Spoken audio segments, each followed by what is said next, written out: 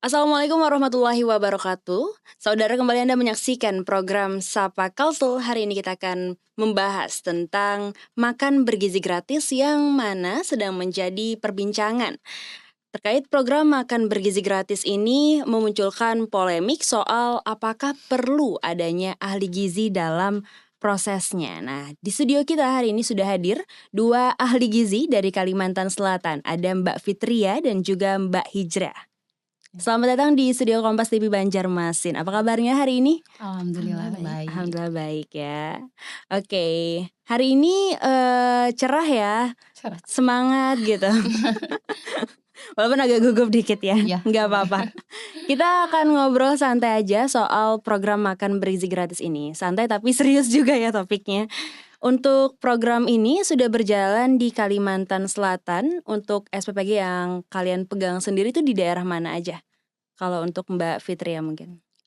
Saya dari SPPG Anjir Pasar, Mhm. Baritokuala, baru berjalan 2 minggu ini. Oh, baru berjalan 2 minggu ini ya di Iya, Baritokuala. jadi, di Baritokuala yang baru pertama running dari Anjir Pasar. Anjir Pasar, oke. Kalau Mbak Hijrah sendiri di mana? Dari Sungai Ulin 3 Banjarbaru, itu Yayasan Indonesia Mas Sempurna. Itu sudah berjalan hampir 3 bulan. Wow, 3 bulan berarti sekitar bulan Agustus ya sampai hari ini. Gimana tuh untuk menjalankan SPPG sendiri di daerah tersebut? Apakah ada tantangannya gitu untuk sejauh ini? Selalu banyak tantangan sih setiap kali kita pemberian manfaat makanan itu ya. Takutnya hal yang tidak-tidak, tapi alhamdulillah seiring berjalannya mereka semua penerima manfaat menerima.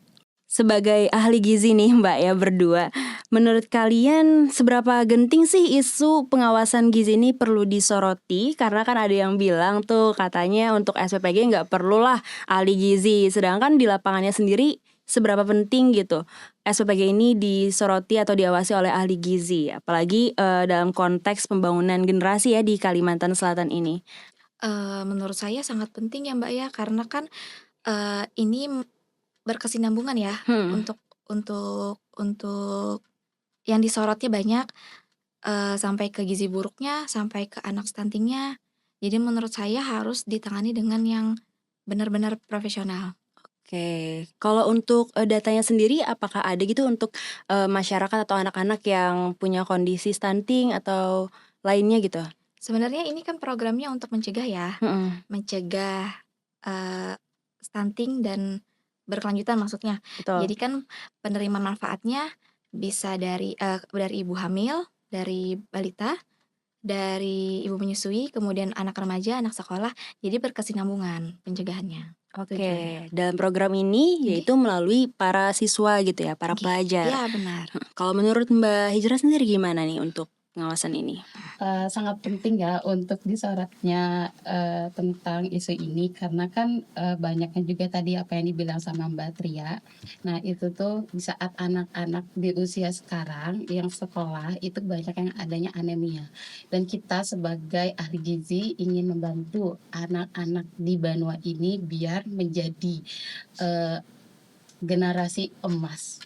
Oke, yang tidak memiliki anemia dan pengurangan stuntingnya tadi ya. Produktivitas mereka itu lebih bagus lagi. Secara umum sendiri, apa sih tantangan terbesar gitu terkait program ini di masyarakat Kalimantan Selatan? Dan ini kan yang menjadi dasar gitu kenapa munculnya MBG sendiri. Mungkin kalau dari data itu terdapat anak-anak yang punya kondisi stunting atau anemia gitu. Tantangannya sendiri di lapangannya seperti apa gitu Mbak? Kalau tantangannya itu kita di pola makannya ya, dan banyaknya warga itu yang pengetahuan tentang gizi itu kurangnya. Jadi kita sebagai para ahli gizi itu mengedukasi para mereka biar gimana caranya untuk makan ini seimbang dan kebutuhannya pun juga tercukupi untuk individunya. Oke, berarti selain pemberian dari program MBG tadi ada beberapa program edukasi dan penyuluhan juga tuh ya kepada para pelajar. Kita kalau penyuluhan itu kalau bisa sih rutin sebagai ahli gizi ya. tidak hanya untuk dievaluasi, tapi kita memonitoring juga. Contohnya seperti anak sekolah itu kan tinggi badan berat badannya mereka. Apakah dari 1 bulan 1 bulan itu mereka terpenuhi enggaknya, atau itu timbangan mereka lebih melonjak apa enggaknya. Biar Tantangan terbesar tuh di pola makan mereka ya, Mbak, ya. Karena kan kebiasaan makan di masyarakat ini dengan kebutuhan gizi yang seharusnya yang menu seimbang tadi yang kata Mbak Hijrah bilang, itu kan kita perlu mensinkronkan. Ya. Ya. Nah, di situ sih kadang ada yang tidak menerima. Jadi itu sih tantangan terberat kita, gimana menginovasi menu itu supaya bisa diterima di semua siswa. Oke, untuk pertanyaan nih yang mungkin jadi polemik juga di akhir-akhir ini, mengapa sih pengawasan dari ahli gizi itu secara langsung penting gitu dalam proses MBG? Apa bedanya gitu pengawasan ini dilakukan dengan sekedar memberikan penyuluhan biasa gitu kepada para pelajar atau masyarakat? Karena kan pengawasan gizi itu bukan cuma ceramah atau penyuluhan ya, Mbak, ya. Tapi kan mencakup juga asesmen gizinya, perhitungan gizinya, dan itu kan dilakukan oleh yang tenaga profesional gizinya. Jadi bukan cuma sebagai orang biasa yang dilatih kemudian memberikan penyuluhan, itu kan berbeda dengan yang profesional gizinya memang. Oke. Kan kalau misalkan Mbak Hijrah tadi udah mulai dari 3 bulan yang lalu ya, dari Agustus, sedangkan untuk kakak sendiri, untuk Mbak Fitria itu dari bulan ini ya berarti ya, baru 2 minggu. Apakah punya tantangan atau target keberhasilan yang berbeda-beda gitu? Mungkin kita tahan dulu jawabannya setelah jeda berikut ini. Tetap bersama kami di program Sapa Kalsel.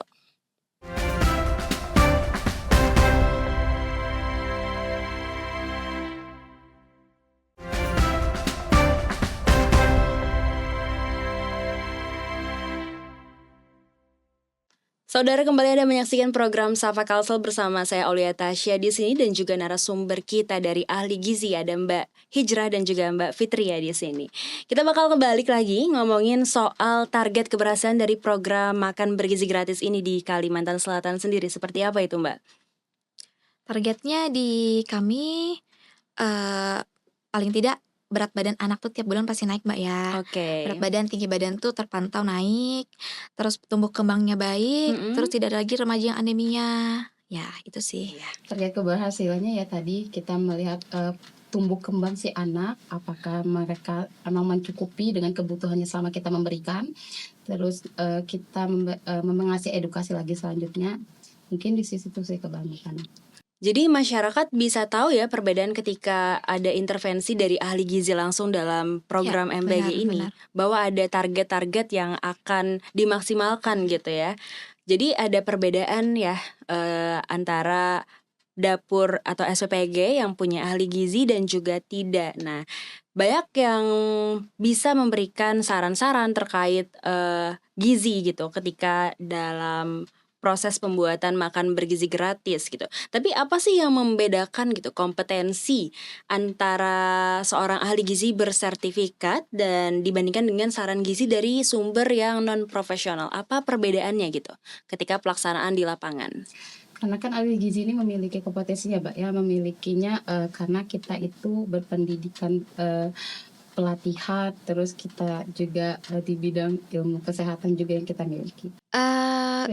Kalau yang profesional gizi kan otomatis dia mendalami, Mbak, ya. Jadi asesmen gizi, untuk diet gizi, kebutuhan menghitung AKG, kebutuhan kecukupan gizi individu itu kan ilmunya lebih mendalam ya. Daripada yang non profesional kan hanya dilatih sementara, ibaratnya cuma kulitnya aja lah. Nah, dalam buahnya kan dia belum dapet tuh. Nah, itu sih perbedaannya, Mbak. Oke, jadi ketika ada intervensi dari ahli gizi dalam proses makan bergizi gratis ini, gizi itu bisa lebih tepat gitu ya untuk perhitungannya ya? Iya, lebih akurat. Perhitungan individunya. Iya. Tapi dalam prosesnya di lapangan itu gimana ya untuk ahli gizi ini memastikan bahwa perencanaan antara menu dalam program makan bergizi gratis ini bisa sejalan gitu dengan pembuatannya gitu, dengan aturan gizinya, dengan AKG-nya itu seperti apa? Apalagi ini kan juga harus disesuaikan sama pola makan masyarakat di Kalimantan Selatan sendiri ya. Mungkin bisa sharing soal itu.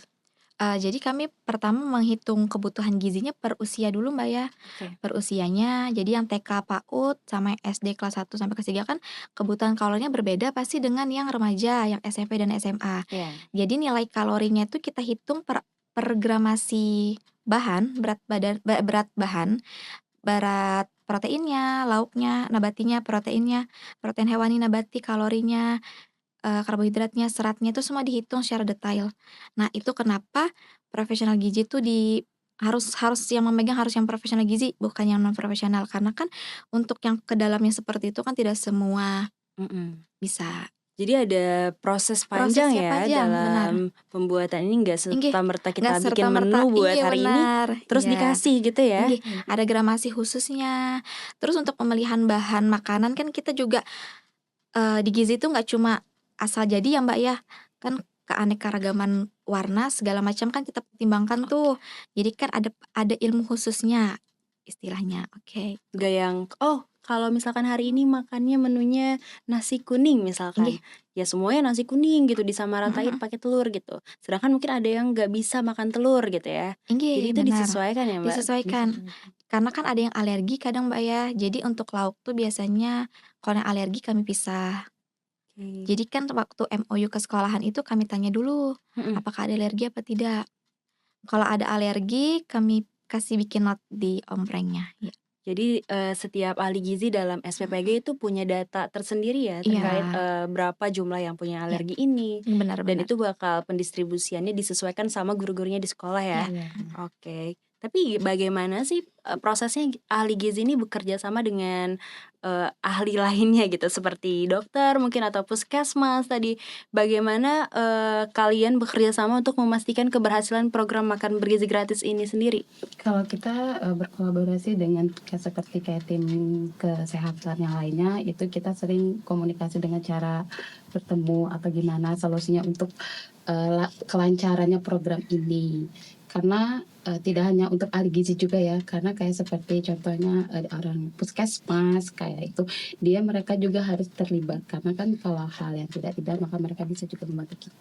Oke, jadi ada rapat gitu ya sebelum pelaksanaannya sendiri, dan itu dilaksanakannya seperti apa? Karena kan untuk, Mbak tadi udah menjalankan selama 3 bulan, nah Mbak sendiri baru menjalankan selama 2 minggu gitu. Iya.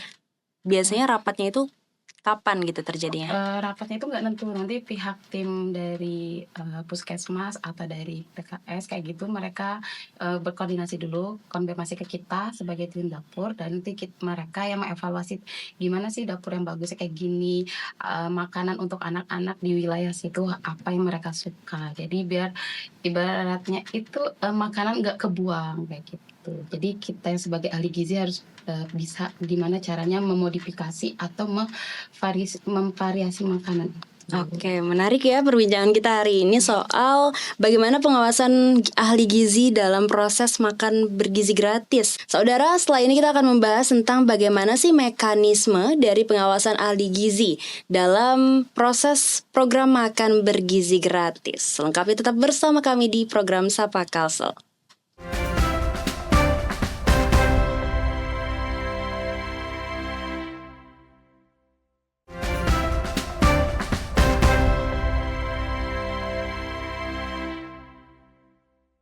Kita masih membahas tentang mengapa dalam proses makan bergizi gratis perlu ada pengawasan dari ahli gizi.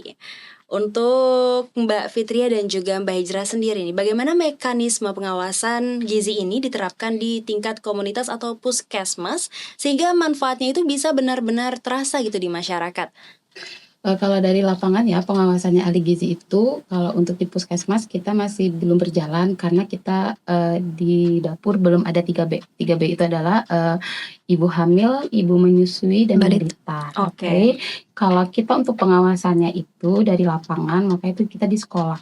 Nah, jadi kita sering setiap, dalam 2 minggu sekali, itu kita mengevaluasi tim anak-anak gimana ada perkembangan atau tidaknya.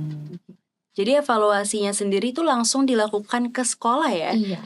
Berarti Gizi. mempertanyakan tentang hal itu tuh ke gurunya atau ke anak-anaknya langsung? Kita sih seringnya bikin forum gitu ya Mbak ya. Mm-mm. Jadi kita berdiskusi dengan anak-anak gimana apa mereka yang tidak suka Oke. dari makanan itu. Menunya apa Iya gitu menunya ya? apa, terus apa mereka sekarang merasa diri mereka itu kayak timbangan mereka udah naik atau enggak.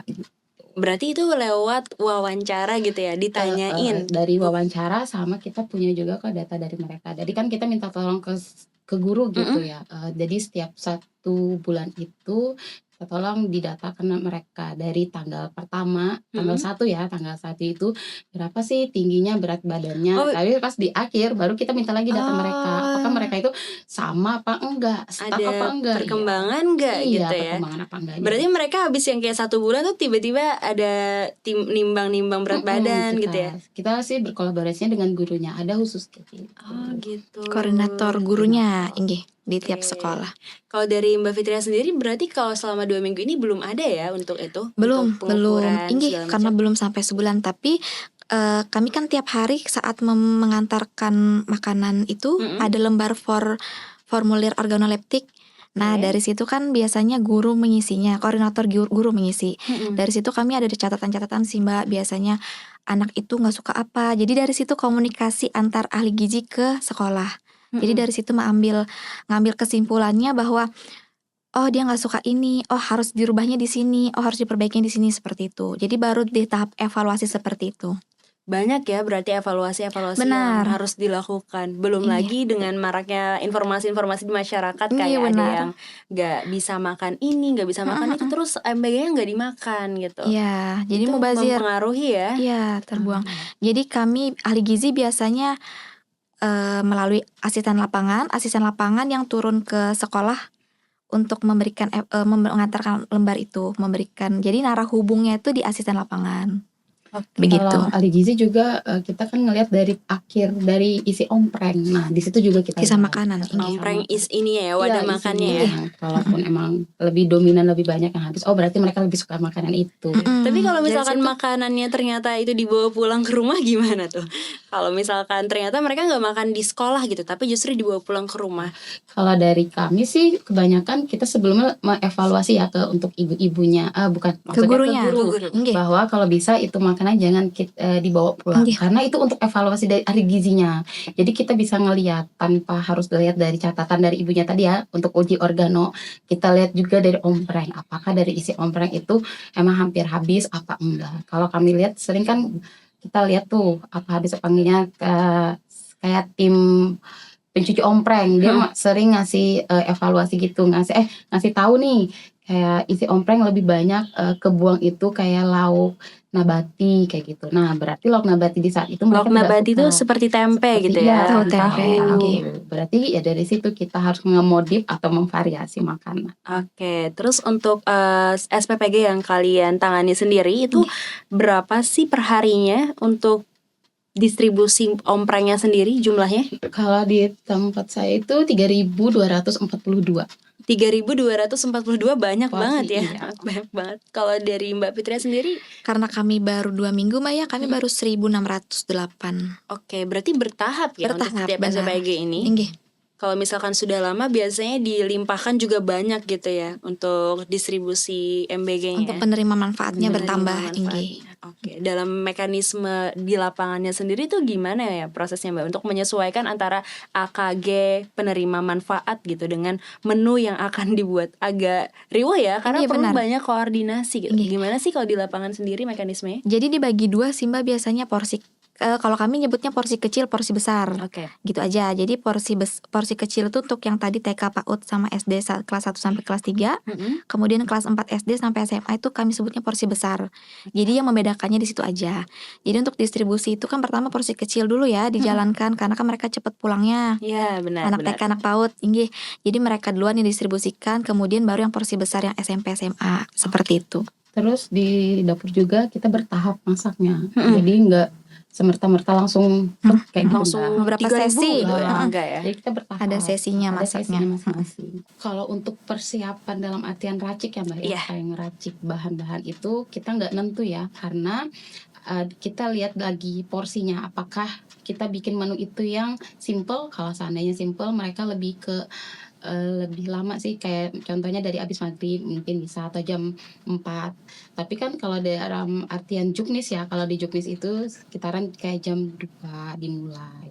Jam 2 Jam 2 siang. siang, Iya. hari sebelumnya ya? Hari Iya. sebelumnya. Berarti ketika hari itu selesai pembagian ompreng, ada data evaluasi di hari itu bagaimana makanan, itu langsung dilakukan untuk proses pembuatan Untuk MBG di persiapan hari bahan esok untuk ya? selanjutnya, untuk hari besoknya. Inggih. Oke, menarik. Tergantung menunya sih. Ya.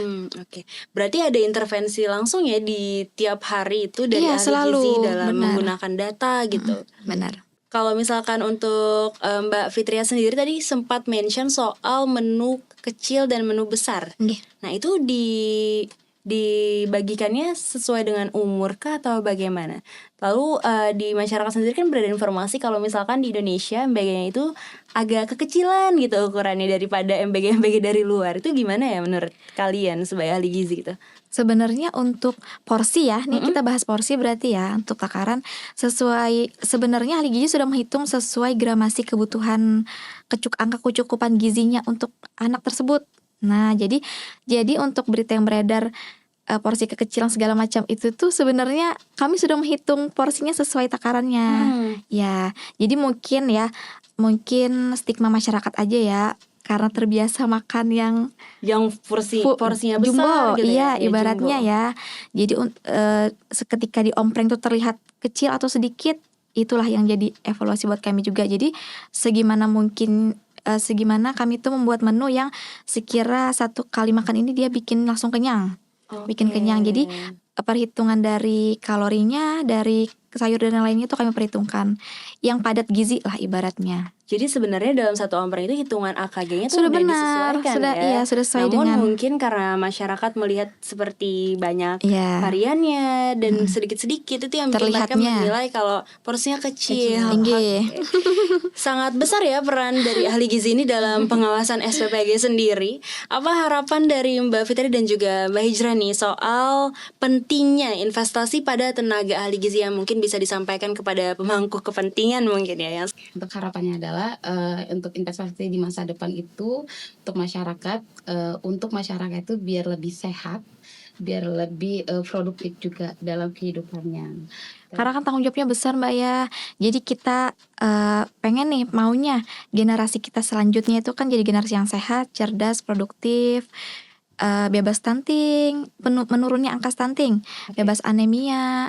Jadi diharapkannya ya di Banua ini punya generasi emas untuk kedepannya. Semoga ya, itu doa kita semua. Oke saudara, menarik sekali topik kita pada hari ini. Semoga apa yang disampaikan sama para ahli gizi ini bisa menjadi jawaban kepada kita semua mengapa ahli gizi itu penting dalam proses program makan bergizi gratis. Saudara jangan lupa saksikan program Sapa Kalsel lainnya tentunya hanya di Biro Kompas TV Banjarmasin. Sampai jumpa.